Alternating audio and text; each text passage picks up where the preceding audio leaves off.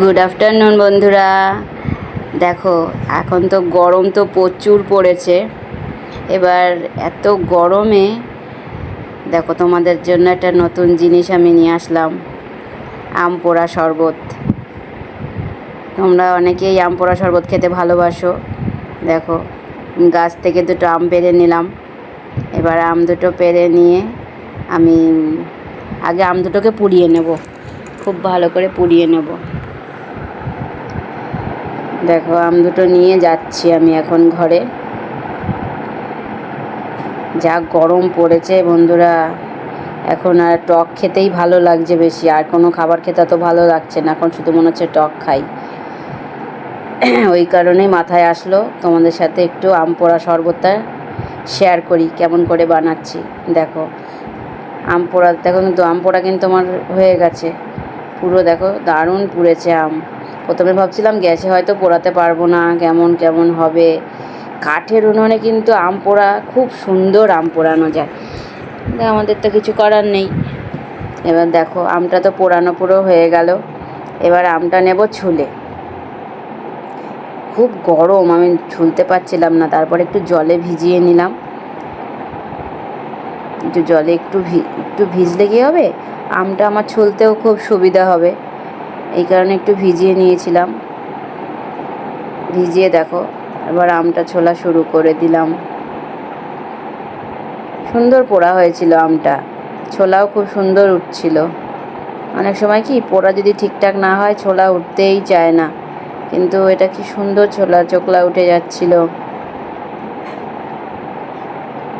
গরম খুব বন্ধুরা, দেখেছো আমি ছুলতে পারছি না। তারপরে দেখো আবার ভালো করে জল থেকে ধুয়ে আরও বেশি করে জল নিয়ে এসেছিলাম। ছুলতেই পারছিলাম না। তারপরে দেখো এই একটা আম ঝুলেছি, তারপরে এই আবার একটু জল আনতে গেছি। খুব গরম ছিল আমটা, ছুলতে পারছিলাম না, হাতে ধরতে পারছিলাম না।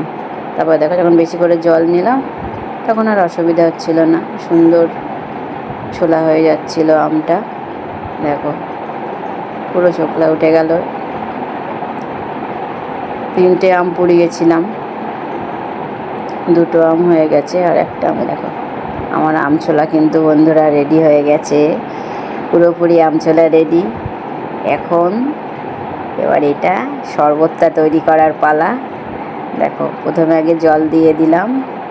এবার যেই আমটা পুড়িয়ে ইয়েটা বানিয়ে রেখেছি ওইটা পুরোটা দেবো না, পুরোটা দিলে না খুব টক হয়ে যাচ্ছিল, অনেকটাই হয়ে গেছিলো আম 3টে আমে।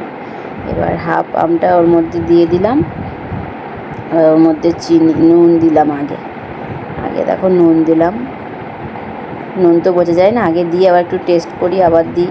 চিনি দিলাম, 2টো জলজিরা দিলাম, তারপরে একটু অল্প একটু ওই ধনের গুঁড়ো, একটু জিরে ভেজে গুঁড়ো করা ছিল একটু সামান্য দিয়ে দিলাম।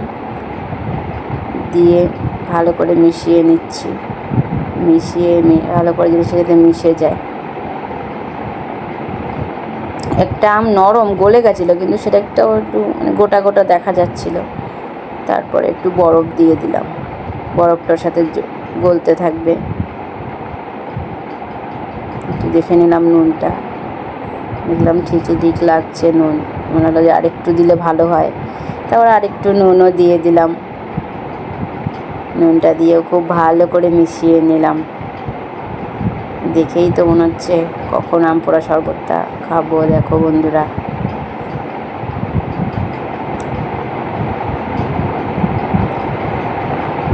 এবারে এটা হলো গিয়ে একটা গ্লাসের মধ্যে ঢালবো।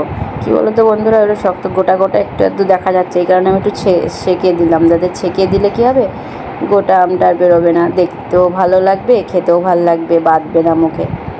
ওই কারণে একটু করে দিলাম, ছেঁকে দিয়েছিলাম।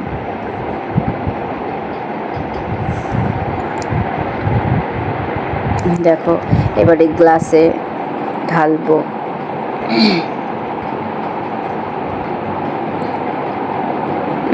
বরফ নিয়ে আসলাম বাটিতে, যে একটু বরফ দিতে হবে। দেখো ছেঁকে দিলাম, যে গোটা গোটা যেগুলো আছে সেগুলো ওর মধ্যে আর লাগবে না, একদম প্লেন। দেখো একটু ডেকোরেশন করে নিলাম একটু লেবু দিয়ে আর একটা বড়